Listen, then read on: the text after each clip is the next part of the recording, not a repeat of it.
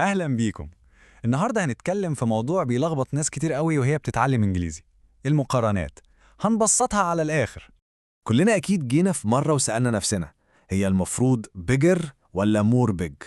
طب ده tallest صح ولا the most tall؟ أسئلة كده بتلخبط، بس اطمنوا، في الشرح ده هنقضي على الحيرة دي خالص.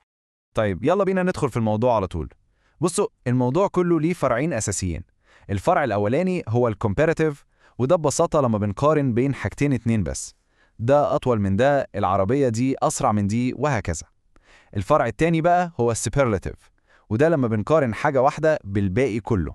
يعني بنقول إن ده الأطول في الفصل كله، أو دي أسرع عربية في السباق. تمام قوي. خلينا نبدأ بأول نوع، الكمباريتيف. يعني إيه؟ يعني لما نكون بنقارن بين حاجتين اتنين بس. القاعدة هنا سهلة قوي. لو الصفة اللي بنستخدمها قصيرة، يعني كلمة صغيرة بتتنطق على مرة واحدة زي tall، fast، big، كل اللي بنعمله إننا بنلزق في آخرها ER وبنستخدم كلمة than بعدها عشان نقول من. وهنا الأمثلة بتوضح كل حاجة. بصوا كده: tall بتبقى taller، وكلمة fast بتبقى faster. فلو عايزين نقول جملة هتبقى مثلا: علي أطول من أحمد. علي is taller than أحمد. بسيطة خالص، مش كده؟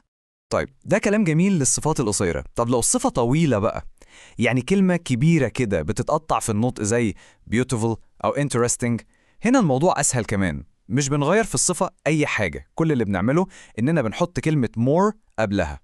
زي ما واضح قدامنا كده، beautiful بتبقى more beautiful، و interesting بتبقى more interesting. يعني نقدر نقول جملة زي الفيلم ده ممتع أكتر من الكتاب. This movie is more interesting than the book. شايفين؟ الصفة نفسها فضلت زي ما هي. كده خلصنا مقارنة حاجة بحاجة. تعالوا بقى نروح للنوع التاني، السوبرلاتيف أو صيغة التفضيل. هنا احنا مش بنقارن اتنين ببعض، لا، هنا احنا بنطلع واحد ونقول ده الأحسن أو الأسرع أو الأغلى في المجموعة كلها. وهنعمل نفس اللي عملناه قبل كده. هنبدأ بالصفات القصيرة. القاعدة بتقول إيه؟ بنحط ذا قبل الصفة، وفي آخر الصفة بنضيف EST. حاجتين، ذا و EST. الأمثلة دي هتوضحها تماما. tall بتبقى the tallest، يعني الأطول، وfast بتبقى the fastest، يعني الأسرع. فلو عايز أقول إن علي هو أطول واحد في الفصل، الجملة هتبقى علي is the tallest in the class. طب والصفات الطويلة؟ نفس الفكرة بالظبط. بدل ما كنا بنستخدم more في المقارنة، هنا هنستخدم the most قبل الصفة الطويلة. يعني مثلا كلمة زي expensive اللي معناها غالي هتبقى the most expensive، يعني الأغلى. فلو بنبص على موبايلات وعايزين نشاور على أغلى واحد هنقول this is the most expensive phone. شايفين الموضوع ماشي بنظام إزاي؟ طيب حلو قوي.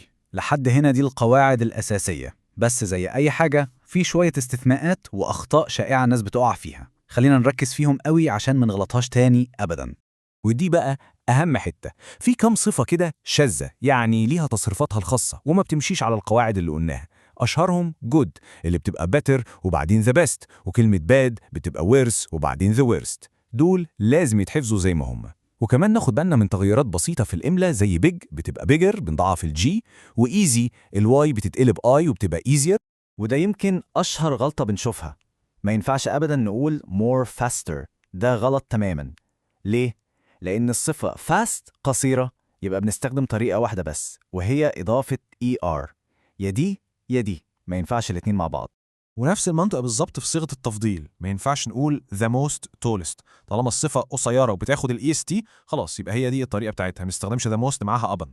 ودي بقى غلطة صغيرة بس بتضيع المعنى. صيغة التفضيل السوبرلاتيف دايما، وأنا بقول دايما، لازم يجي قبلها أداة التعريف ذا. يعني ما ينفعش نقول he is best، لا، لازم نقول he is the best. الذا دي أساسية. طيب بعد كل التفاصيل دي ممكن حد يقول أنا هتوه. إزاي أفتكر كل ده بسهولة؟ في طريقة بسيطة جدا هتخلي الموضوع ده ما يتنسيش أبدا. بصوا، الفكرة كلها في سؤالين بنسألهم لنفسنا قبل ما نتكلم. السؤال الأول: المقارنة دي بين اتنين بس ولا بين واحد ومجموعة؟ لو بين اتنين يبقى خلاص احنا في سكة الكومباراتيف.